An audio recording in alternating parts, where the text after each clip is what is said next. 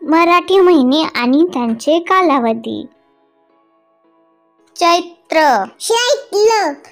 चैत्राचा कालावधी असतो एप्रिल ते मे.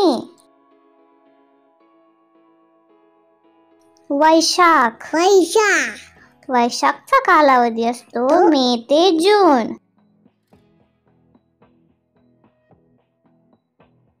ज्येष्ठ.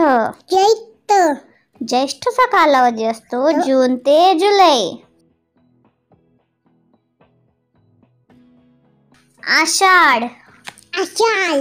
आषाढचा कालावधी असतो जुलै ते ऑगस्ट. श्रावण. श्रावणचा कालावधी असतो ऑगस्ट ते सप्टेंबर. भाद्रपद. भाद्रपदचा कालावधी असतो सप्टेंबर ते ऑक्टोबर.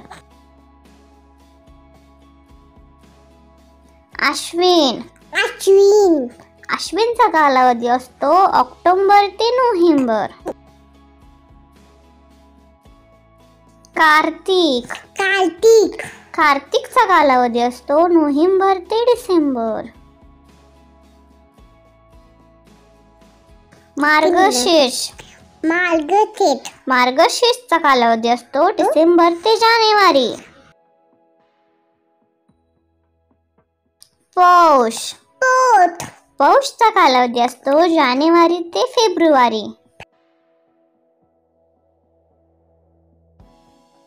माघ.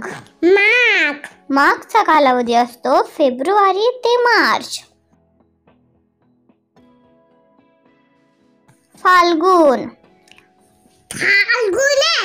फाल्गुनचा कालावधी असतो मार्च ते April. Thanks for watching. Please like and subscribe. Bye.